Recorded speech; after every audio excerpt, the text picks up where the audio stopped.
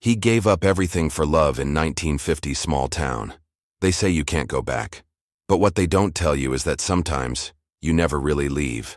A town so small you could walk from one end to the other before your mother's apple pie finished cooling on the windowsill. Thomas Brennan was 17 that year. 17 and certain he knew everything about life, about love, about the way the world was supposed to work. But here's what nobody tells you about small towns in the 50s.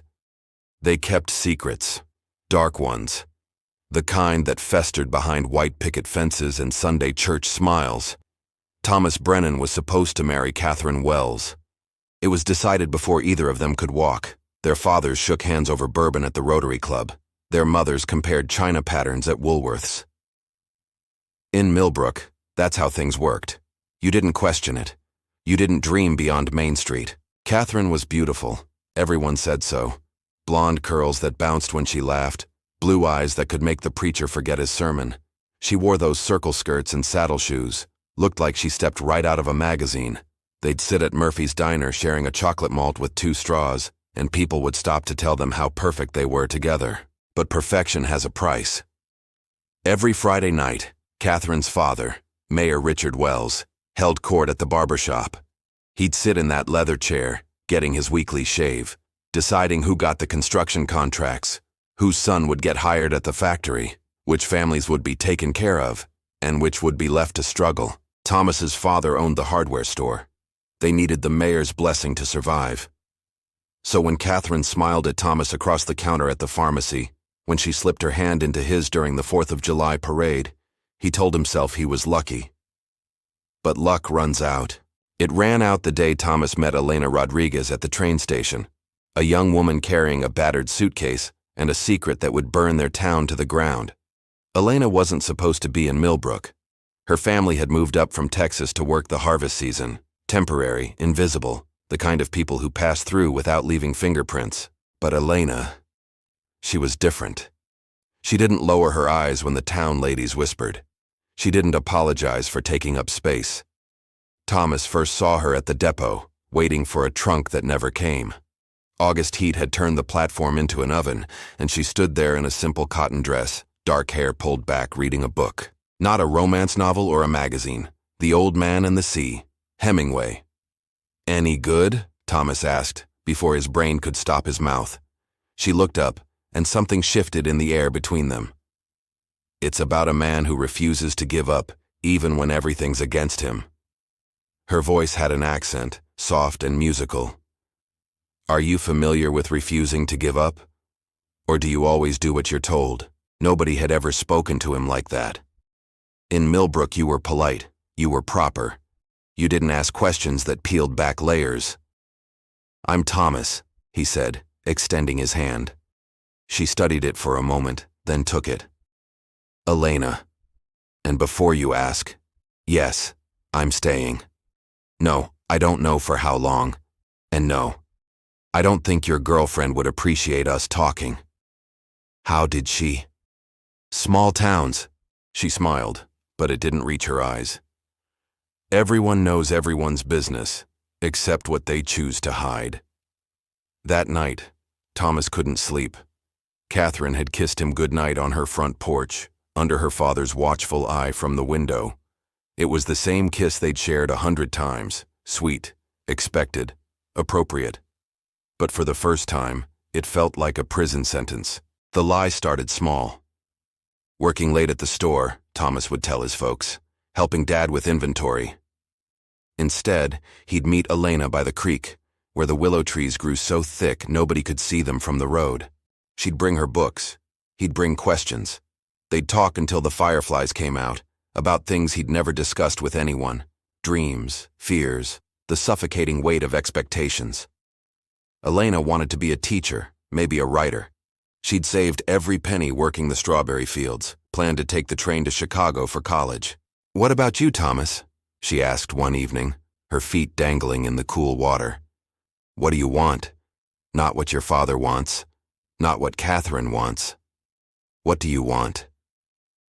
He'd never been asked that before. In Millbrook, wanting something different was like wanting to breathe underwater. Pointless, dangerous, impossible.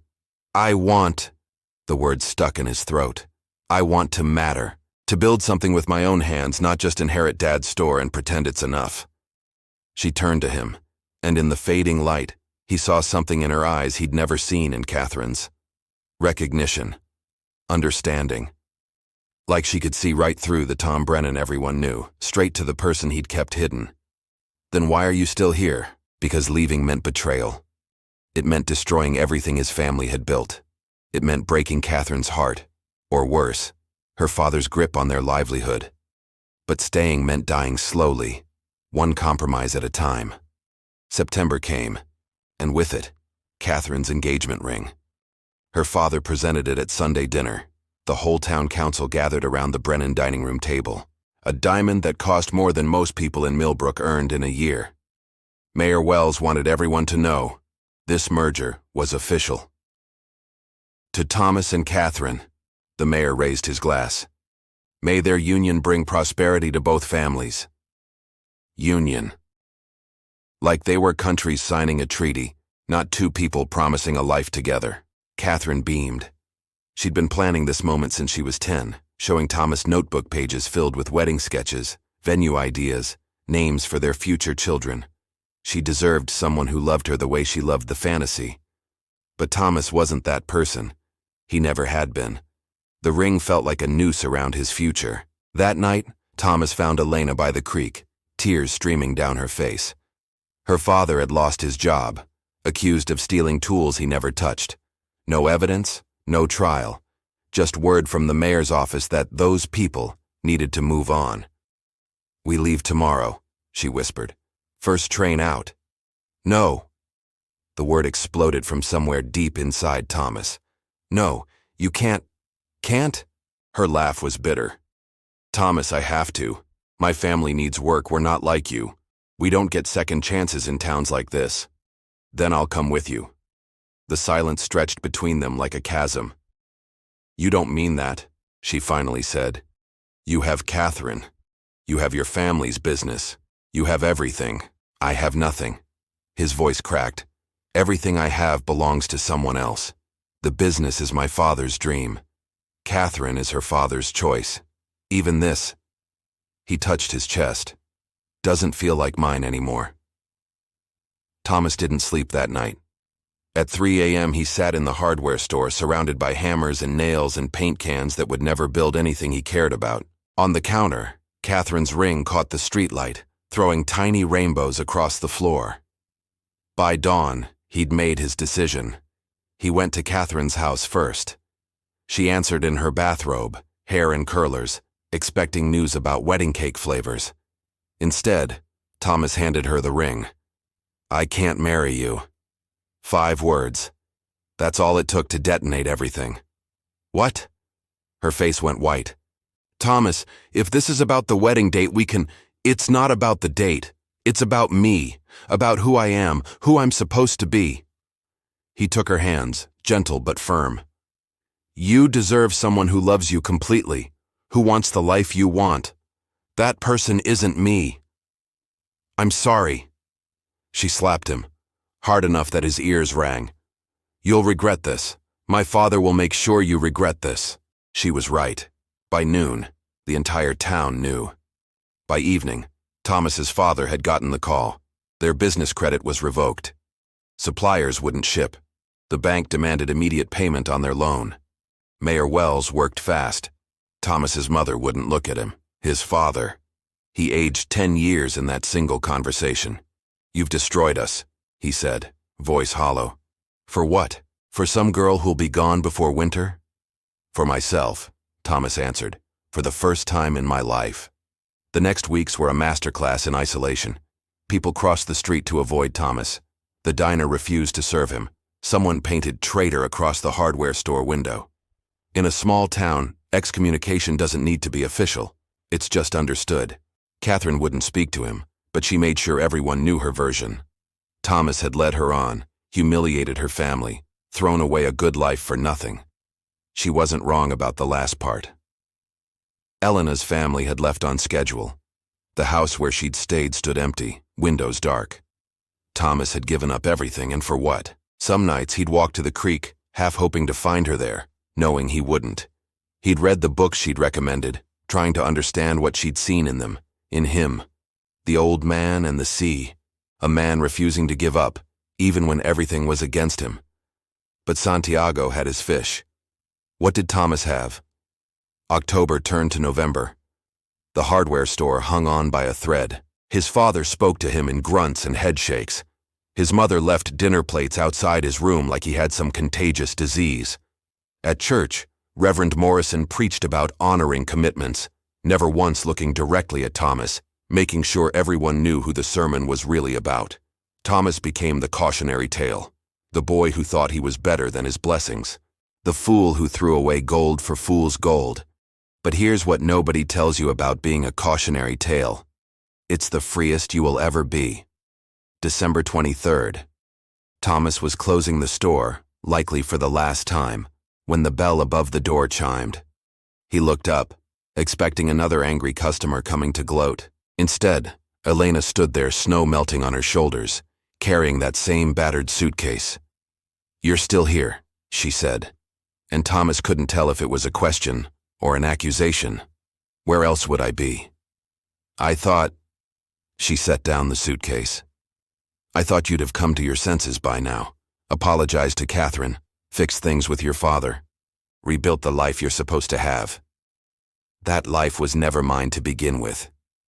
She moved closer, and he could see she'd been crying. "Thomas, I left because I couldn't watch you sacrifice everything for a fantasy. I'm not a solution. I'm not a fairy tale ending. I'm just a girl trying to survive in a world that doesn't want me here." "I know." "Then why? Why did you do it?" Thomas thought about all the easy answers. Because he loved her. Because he wanted to be noble. Because he was young and stupid. But the truth was simpler and harder than all of that. Because for 17 years, I was a character in someone else's story, and one day I met someone who asked me who I wanted to be. Nobody had ever asked me that before. Not Catherine, not my parents, not even myself. He took a breath. "I don't know if we'll work. I don't know if I can rebuild what I've lost. But at least now, whatever I build will be mine." Elena was quiet for a long moment. Then, "I got accepted to the Teachers' College in Chicago. I start in January." Thomas's heart stopped. "I came back to say goodbye," she continued, "and to give you this." She handed him an envelope. Inside was a train ticket. Chicago, same day as hers. "I don't understand. That night by the creek, you asked what I wanted. I said I wanted to teach. But the whole truth?" Her voice wavered. "I wanted someone brave enough to walk their own path even when nobody else understood. Even when it costs everything." She touched his face. "I didn't think people like that existed. Not in places like this." "Elena, I can't. My parents, the store, will survive without you. They survived before you were born. They'll survive after you're gone." She gripped his shoulders.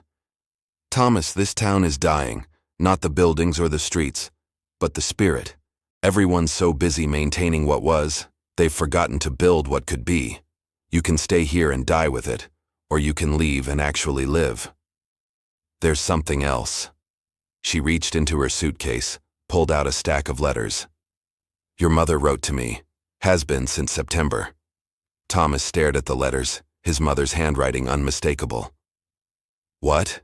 But she won't even talk to you, I know. But she writes to me." Elena handed him one. "Read it." His mother's words shook in his hands. "Dear Elena, my son thinks I hate him for what he's done. I don't. I hate myself for raising him in a cage and calling it love. Tom's father is a good man, but he sees the world as it is and can't imagine it different. I used to be like you. I had dreams of teaching art, of living in a city where nobody knew my family's business. Then I met his father, and I chose safety over dreams. I don't regret my son, but I regret teaching him to be afraid of his own heart. If you're reading this, it means you came back. It means there's still hope. Take him with you. Build the life I couldn't. And tell him his mother is proud, even if she can't say it to his face yet."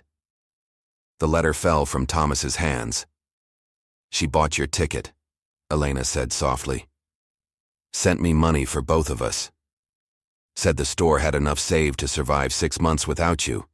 And if your father couldn't figure it out by then, well, maybe it was time to close anyway. Thomas couldn't speak, couldn't breathe. His mother, the woman who'd left dinner plates outside his door like he was contaminated, had been his secret ally all along. The train leaves at 6 a.m., Elena said. You don't have to decide now. But Thomas, whatever you choose it for yourself. Not for me. Not for your mother. Not out of guilt or fear or obligation. Choose the life you actually want to live. She left him standing there, in the dying hardware store, holding a ticket to a future he'd never dared imagine. Outside, snow fell on Main Street. In a few hours, families would gather for Christmas Eve services, singing carols about peace and joy and silent nights. Catherine would be there, probably with some new boy her father approved of. Thomas's father would sit in his usual pew, pretending everything was fine. Millbrook would go on being Millbrook, perfectly preserved like a photograph, everyone frozen in their assigned places. But Thomas didn't have to be in that photograph anymore.